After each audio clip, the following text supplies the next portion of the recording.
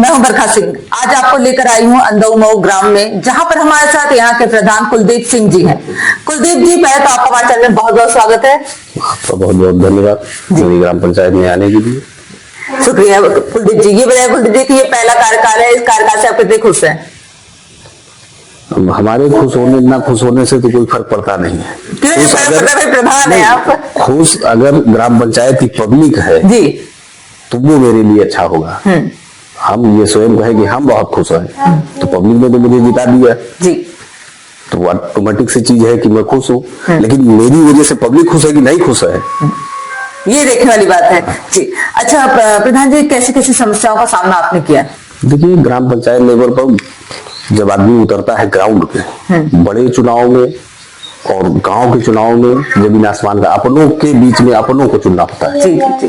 पर लोग कहते हैं प्रधानी का चुनाव विधायक का चुनाव बिल्कुल सेम ही होता है एक तरीके से। देखिए, विधायक का चुनाव पार्टी लेवल का चुनाव, उसमें बहुत ऐसे लोग हैं जो पहले से पार्टी से जुड़े हुए होते हैं, उनको सिर्फ टिकट की आस होती है, टिकट मिल जाए जिसकी हवा चली वो विधायक बन गया। ये ज्यादा कठिन हो जाता है। ये विधायक का चुनाव आपकी कैपेबिलिटी पे होता है कि आप किस तरीके से पब्लिक के बीच में आपका व्यवहार है, आपका काम करने का तरीका कैसा है, लोगों के बीच में आप किस तरीके से काम को टैकल करते हैं। तो ये तो सब आपके ऊपर है। अगर आपकी कैपेबिलिटी सही नहीं है तो आप कभी ग्राम प्रधान नहीं बन सकते। तो अच्छा ये बताइए प्रधान जी कि जैसे आपके पास विद्यालय कितने हैं? हमारे पास 2 विद्यालय। 2 विद्यालय, उसमें टाइल्स लगना था, दिव्यांग शौचालय बन जाना था, वो सारे कार्य, ये सारे कार्य ओके, सारे ओके हो गए। बहुत अच्छी बात है प्रधान जी। अब प्रधान जी हम जानते हैं कि आपके गांव में अब तक में कितनी नाली खरंजा ये सब कितने नियर अबाउट कितने कार्य हुए होंगे? देखिए, हम इतना आपसे कह सकते हैं कि मेरी ग्राम पंचायत में जो भी पानी निकलने का, जो घर से पुराने समय में उसको नरदहा नापदान इस तरह के शब्दों से बोला जाता था, वो सारे हमारी नालियों से कनेक्ट है।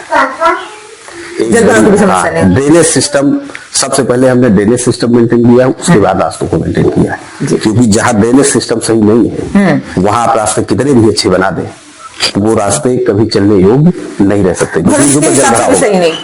कभी नहीं सही है, उससे गवर्नमेंट का पैसा वेस्ट होता है।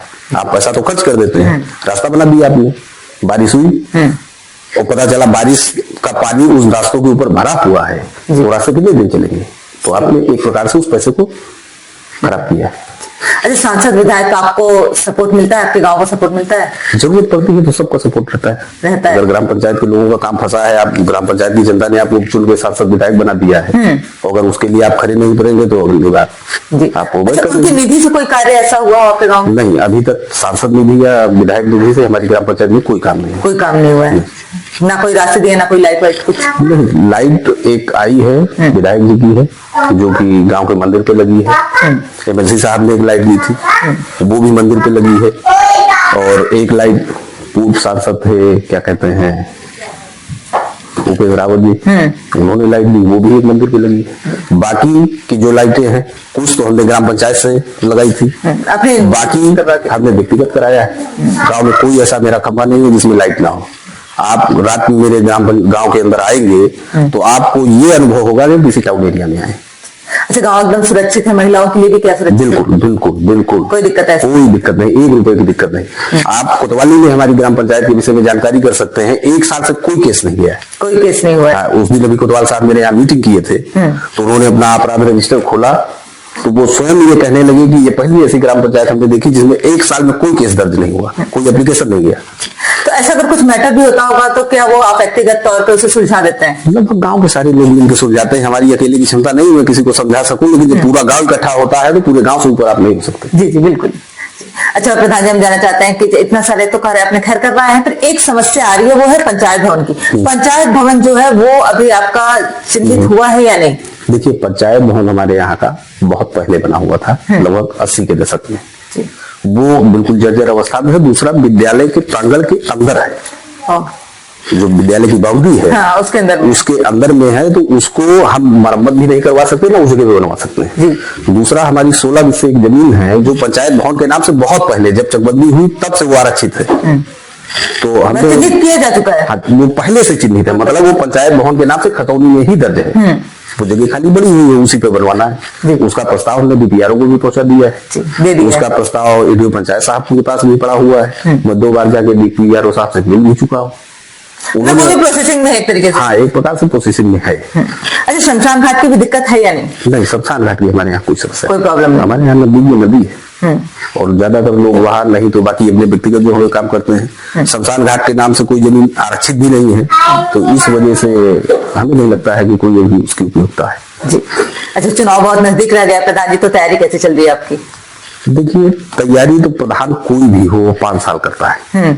जब से आदमी प्रधान बनता है उसकी तो तैयारी तभी से चलती है। जनता तो आपका आकलन बराबर कर रही है जी, और आपको जो किया है उसका 10% बढ़ा करके जनता आपको देने वाली है। अच्छा किया होगा तो पब्लिक आपको वोट देगी, आप प्रधान बनेंगे। बुरा किया होगा तो पब्लिक उसी स्पीड से आपको पटकेगी जिस स्पीड से उसने आपको बिठाया है। जी, सही बात कहा आपने, क्योंकि अब तो बहुत बदलाव आ गया, जनता भी बहुत समझदार हो गई। जनता क्यों नहीं समझदार? जनता को जो लोग बेवकूफ समझते हैं वो स्वयं बेवकूफ है। अब राजनीति जनता करती है जी। अगर किसी को लगता है कि मैं राजनीति करता हूं तो ये उसकी बेवकूफी जनता कर रही है, राजनीति जनता करती है जी।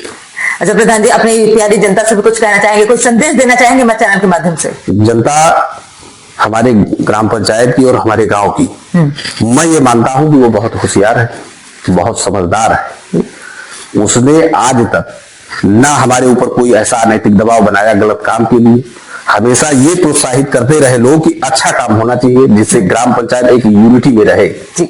और आज मैं ये मानता हूं कि हमारी ग्राम पंचायत एक यूनिटी में है, किसी तरीके का किसी से कोई विरोध नहीं है, सब लोग अपना कमा खा रहे हैं और यही सबसे अच्छी चीज है जी। और यही होना भी चाहिए, और यही होना भी चाहिए। बहुत बहुत धन्यवाद हमें समय देने के लिए। धन्यवाद आपको जी।